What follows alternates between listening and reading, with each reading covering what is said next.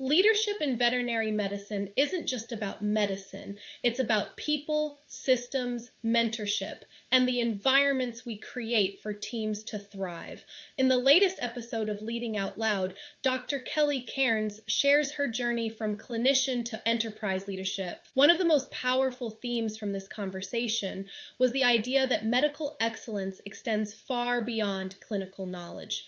Dr. Cairns challenged the notion that great medicine is only about technical skill, emphasizing the critical role of communication, psychological safety, mentorship, and operational support in delivering sustainable patient care. Kelly, it's good to see you. Hello. It's so great to be here, Bridget. So today, for those that don't know, we have Dr. Kelly Cairns with us to really discuss interesting journey, if you will, from your career. She has led medical excellence from clinician roles all the way to huge enterprise system leader positions.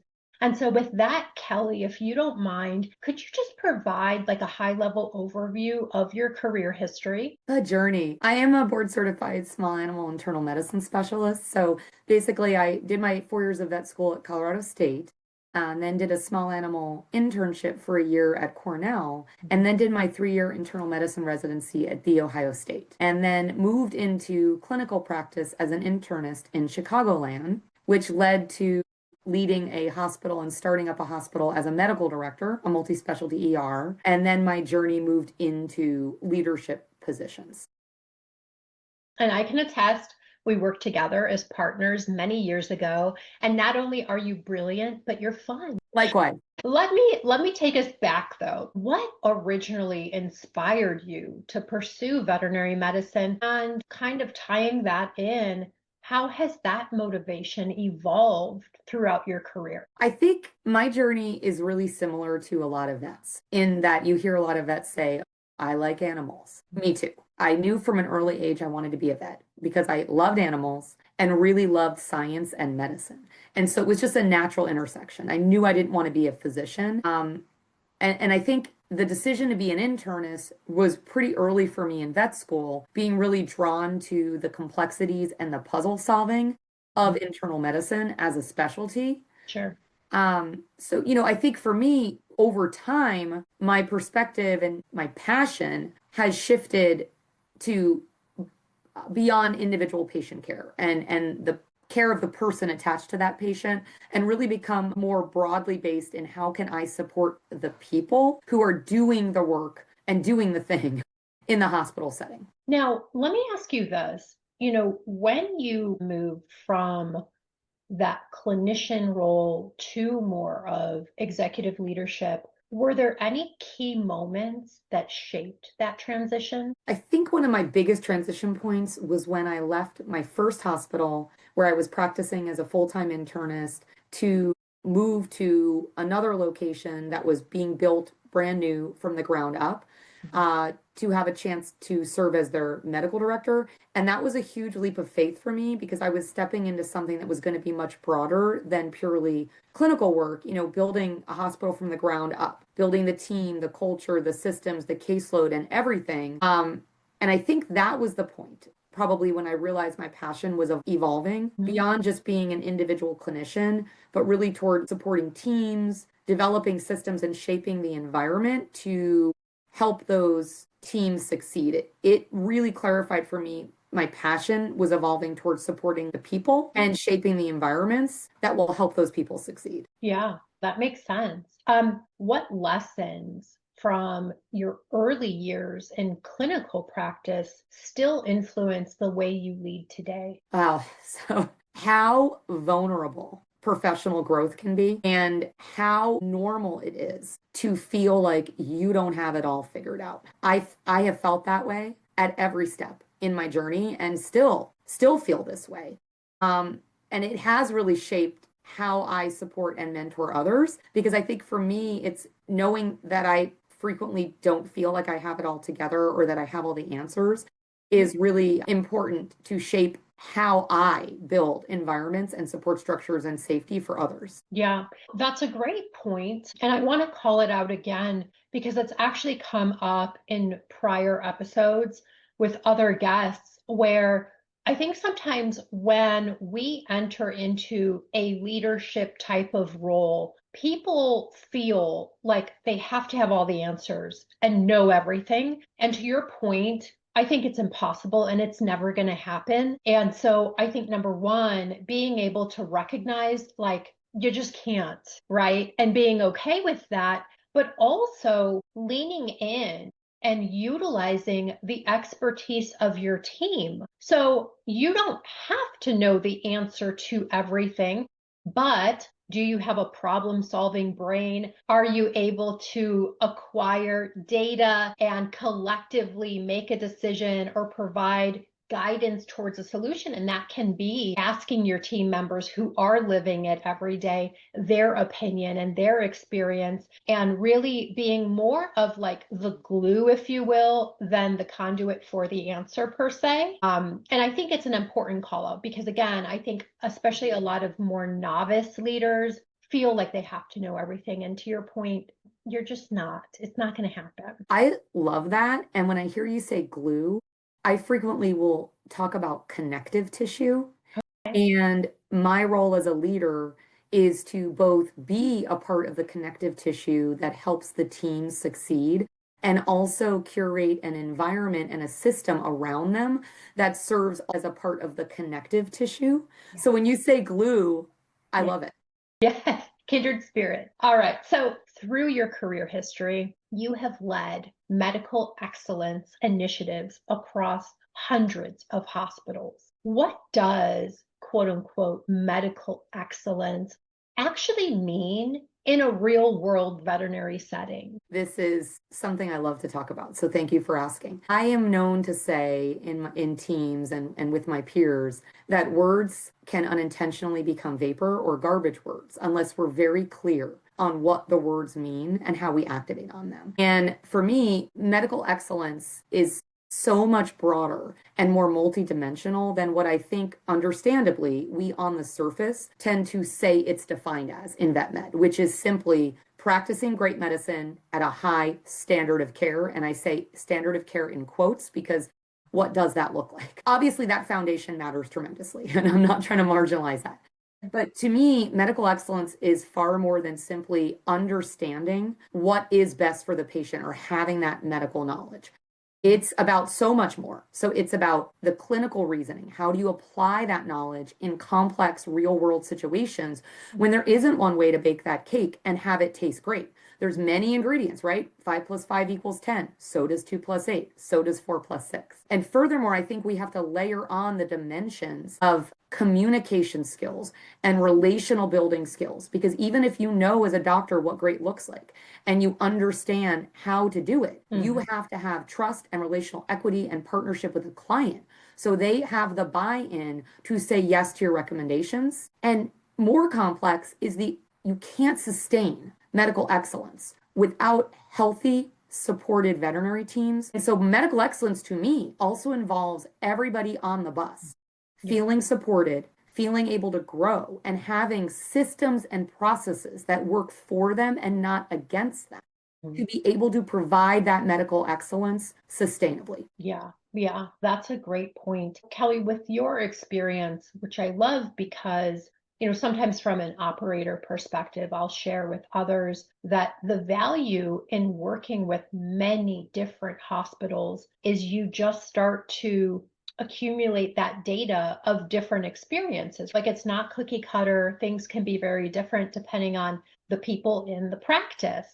And you have worked with organizations and many different hospitals. In your opinion, what do organizations often misunderstand about how medical excellence develops across teams as well as individuals? I think this is a really important question, and I'm grateful you're asking. I think that a lot of organizations overestimate how much the execution of medical excellence is purely an individual responsibility, when in reality, my lived experience across organizations is that it is heavily shaped by the environment that the people work within. Psychologic safety, support after difficult cases or adverse events, all of those critical operational systems and processes, even staffing, resources, and of course the culture, which again gets back to psychologic safety, which is the foundation of everything, influence very heavily whether people can consistently practice at a high level. I think that's why successful organizations understand that the leaders certainly don't control the clinical decisions,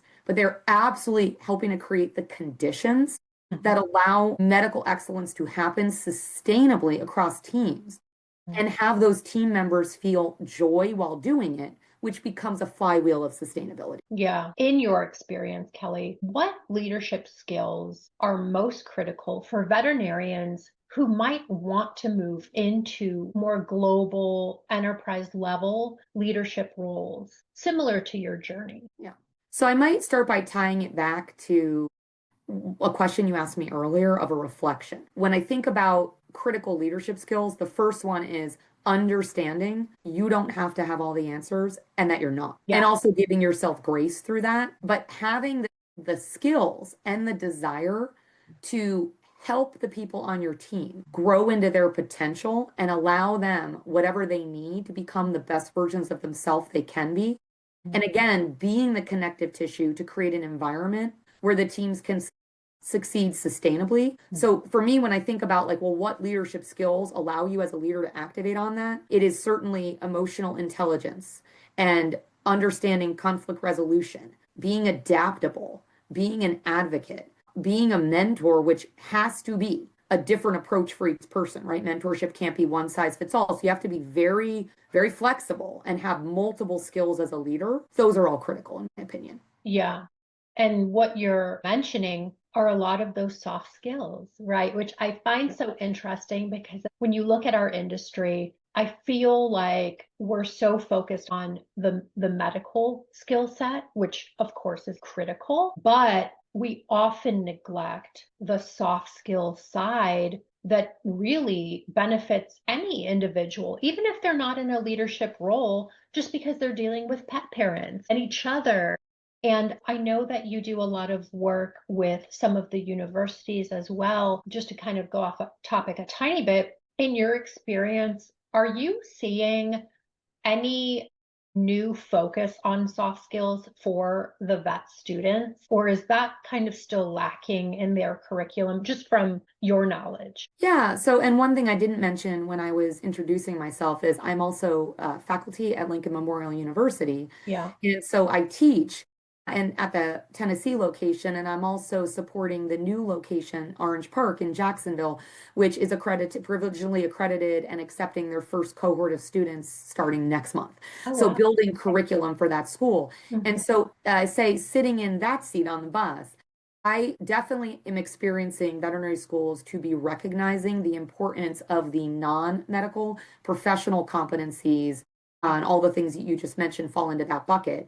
We even see it in the CBVE 2.0 core competencies, which are the AVMA and American Association of Veterinary Medical Colleges, what great looks like, the core competencies that vets should have when they graduate. The latest version of that, the 2.0 as we call them, does have buckets for professional non-medical competencies that vet schools should be training their students on. At Orange Park, we actually have created a 6-semester curriculum called Professional Development that tackles exactly this longitudinally, starting with professional identity, moving into professional life skills, which does bring in the emotional resiliency, emotional intelligence, conflict resolution, hard conversations. And then we end that in semester 6 with basically practice management, business. Okay.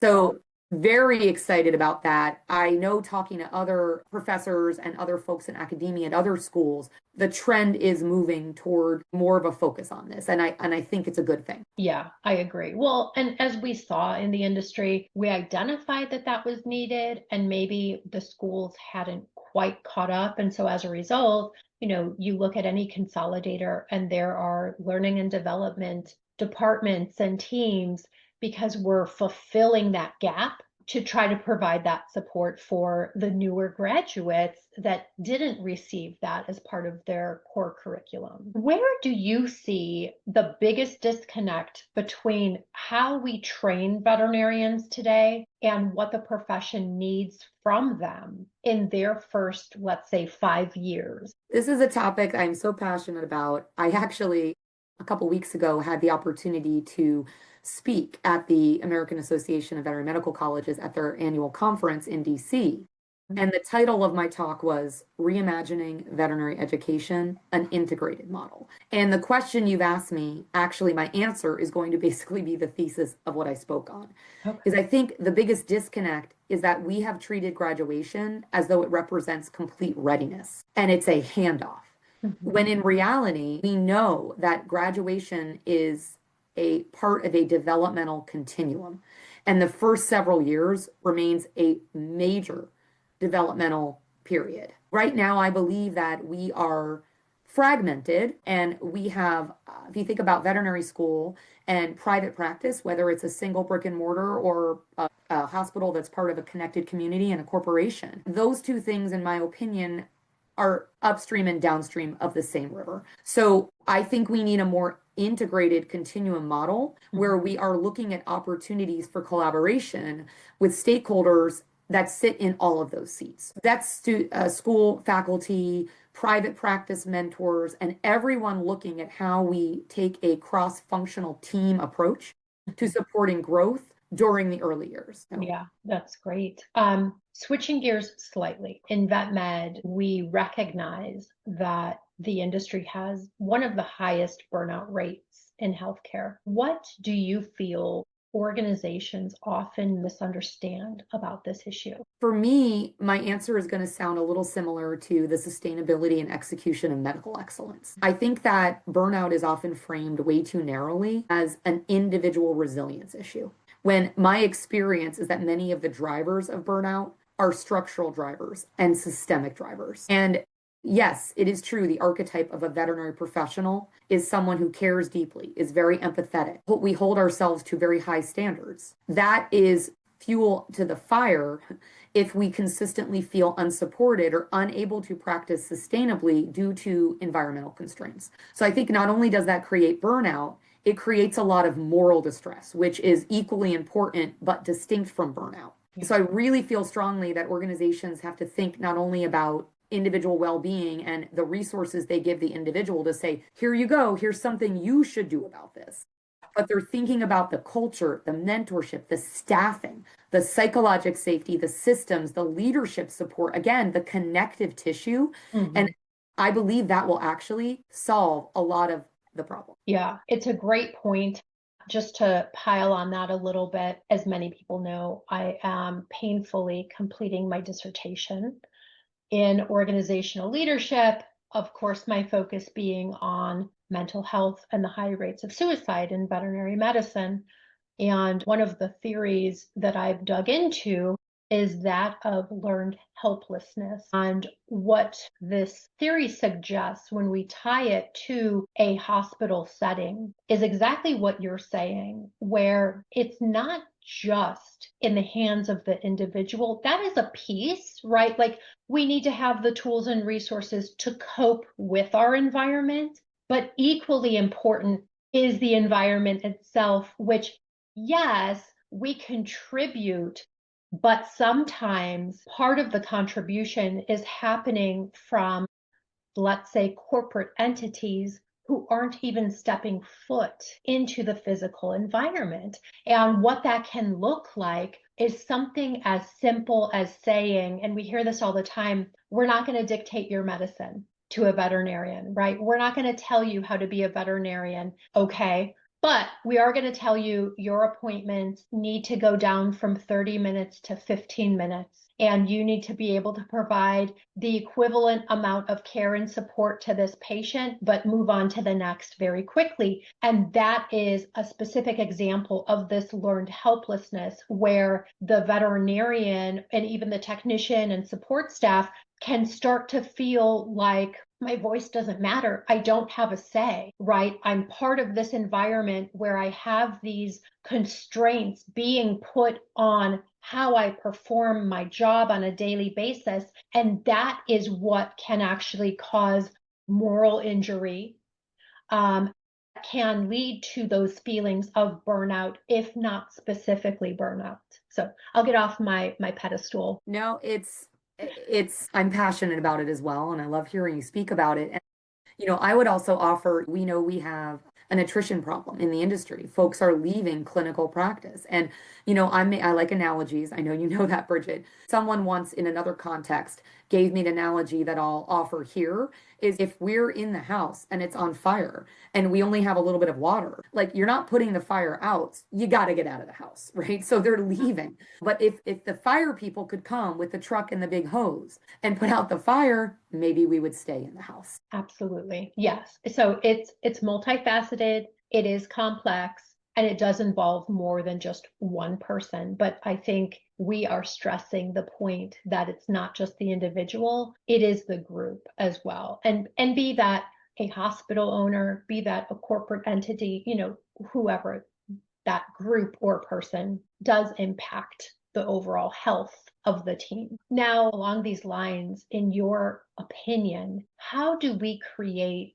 sustainable careers in veterinary medicine? I think ultimately sustainability and happiness and joy, which creates sustainability, has to come from feeling connected to your purpose. What is your passion-driven purpose?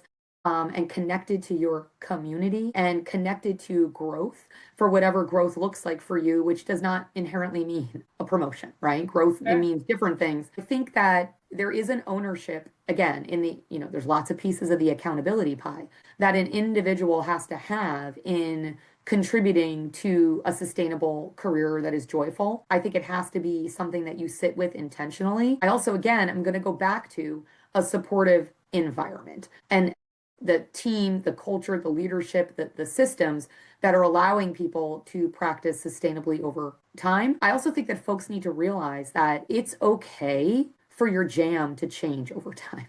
That I think sometimes we feel like it's not, I don't know, it's just, but I'm not happy anymore. And maybe we need to step back and reflect on why. And maybe in doing that, we would realize that I've grown or changed or morphed as a person. We're always evolving as a person. So what my jam and my passion is different. And maybe I would have a sustainable career if I'm fulfilling a different role as my career moves on. And I mean, again, that could be a vertically integrated path. My career to some degree has been vertically integrated where I went from clinician to leadership. But it now, for me, in my own evolutions and introspections, it also has branched horizontally, where now I'm actually sitting at the intersection of corporate practice operationally, medically of medicine in the private sector, and I'm sitting in a seat concurrently in the academic environment. Yeah. That growth, that happiness came, and that ability to do that came from my introspections that I had to cast a wider net, right? Yeah. So again, I think it's longevity is introspection in an individual. The system has to be there to support them, but it's also okay to realize that what you want has morphed and then go for a different brush. Yeah. I'm curious about your thoughts on this. And this is something I've thought of probably later in life, like later in my career. And I will say, at least in my experience in vet med, we work with a lot of really hardworking people, right? And this is our passion. You talk to a lot of us, and it's almost always the same story of like, ever since I was a child, or from, decades, this has been really our goal is to contribute to veterinary medicine and the pet community. What are your thoughts about maybe scaling back to the point of recognizing this is but one hat that we wear for the larger group of hats that are the person we are? Meaning, I think sometimes people are so focused on their career that all of their self-value is then put into said career, and they forget that they're also maybe a daughter, maybe a sister, maybe a mother, maybe a best friend, maybe a student, right? And it's almost like we're putting so much value on this one job. And to your point, yes, maybe go pursue a different job or a different career in the same field, but now you're not a veterinarian, you're an executive leader, but also like that's just one piece of who you are. And maybe don't put so much value into that one bucket, but rather recognize the value you contribute in all of the buckets. What do you think? Am I crazy? It really resonates with me. I will share from in my own journey and introspections. I spent probably the last 5, 6 years really doing some self work on how do I define my success and my self worth. And I realized, and I'm a very direct communicator, I have nothing to hide. I will share on this podcast. I realized, in my 50s, my entire self worth for most of my life was built up in my academic and professional success, even from back when I was in vet school and residency. I was that person with the very high grades at the top of the class, and then was rapidly in a career where I was getting promoted and getting promoted and getting promoted and loving it and I was the one driving that, right? That's what I wanted, and it brought me much joy. But I had that exact kind of revelation. I mean, it wasn't one light bulb moment, but over time that you've just crystallized so eloquently. My joy comes from many different things, and I can contribute, like many other humans can contribute meaningfully to many different endeavors by occupying multiple seats on the bus. And so I am now allowing myself that latitude, which is why for my career, I've branched out into multiple verticals that all fall into the delightful, delicious umbrella that is veterinary medicine, right? And so I'm looking at where I can bring my passions and my skills across that full menu of options. Yeah. So I think we should all do that in the profession. One would hope. And unfortunately, I think maybe you and I both learned it the hard way. We had to go through the pain to realize, like, wait a minute, that one thing doesn't define my value. I want to talk quickly about mentorship. In the past, you've spoken about paying mentorship forward. And again, from your experience, what makes a mentorship relationship truly impact? Yeah. For me, the most impactful mentorship relationships that I've been involved in, whether as the mentee or the mentor, are ones that have a lot of relational equity, trust, and create both support and growth paths. Folks need to feel psychological safety in that relationship, trust, the ability to continue developing, to pivot, to feel uncertain without any fear or judgment. Also, though, I think a mentor relationship needs to have the mentee feel challenged and encouraged to grow. Certainly for me, the mentors that impacted me the most were the ones who created that balance for me and also remembered what it was like for them to be early in whatever that process was. And last but not least, I want to call out directly the benefits of a mentoring are bilateral. So, I feel like all of my most rewarding mentorship relationships I was learning and growing just as much from my mentee as they were from me. It was a very much bidirectional, reciprocal relationship. And I think that is maybe a little bit of a paradigm shift or a disruption from the traditional definition of mentorship in some circles. Yeah, we had an episode with Danny Rabwin, the CEO of Ready Vet Go. And she, of course, we were focused on mentorship. And she mentioned something that resonates with me and really supports what you're saying too, with respect to this relationship being bidirectional. She had suggested for the mentor, there is a component of vulnerability and share with the mentee some of your early mistakes, right? Like you weren't always perfect. You didn't always know the answer. You were struggling at some point. And I do think it helps them realize like, okay, nobody's perfect, number one. We've all had to start somewhere, but even the most skilled doctors today can still make mistakes because they're human at the end of the day. And I think that helps level set the expectations with the mentee, who I think sometimes has this thought of like, I have to be perfect. 100%. I'm very transparent. So I love to share how I failed. When I'm working with vet students, I like to tell them right away, I applied to vet school 3. Yeah. Yeah. Yeah. I would have never guessed it. Oh, yeah. Respect. 3 times. And 3 times. And you know what? I got a 4.0 in vet school. And by the way, you don't have to get a 4.0 in vet school in order to be a good doctor or a good person. That is not at all. Those grades don't equate. I mention that only as a piece of data to suggest that you can also pass the NAVLE and go to get to vet school and do well. And, again, these application committees are not perfect. Yeah. There's way too many qualified applicants than the number of seats. Yeah. You have worked with many emerging leaders. And I think in some of your roles, you've been the one to identify them. What leadership qualities do you look for when identifying emerging talent? So for me, I am looking at number one, desire and curiosity and a genuine willingness to want to continue learning, growing, and evolving. And an understanding of what the success profile is for a good leader, which, we've chatted about before. You don't have all the answers, the emotional intelligence, the communication skills. I'm paying a lot of attention to the way that person interacts with other people, even when they're not in a true kind of HR or functional leadership role. And I think in doing that, it can become easier to spot emerging leaders, the ones that are naturally elevating teams, contributing positively, creating trust, having that emotional intelligence, having a deep caring. To me, I think they need to be coachable as well, right? So I'm not inherently looking for them to have all the answers or all the skills, because I feel like if they have the success profile I've articulated, they can be supported to grow. Yeah, that's a great call out.